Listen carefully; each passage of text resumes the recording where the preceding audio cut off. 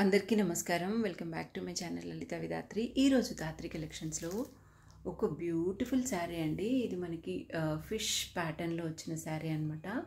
So one side ఇలా single border ఉంటుంది and the other side కొంచెం పెద్ద బార్డర్ వస్తుంది అనమాట. మనకి కింద చూస్తే అర్థమవుతుంది. అండ్ ఇది వచ్చేసి dual shade of green and blue అండి.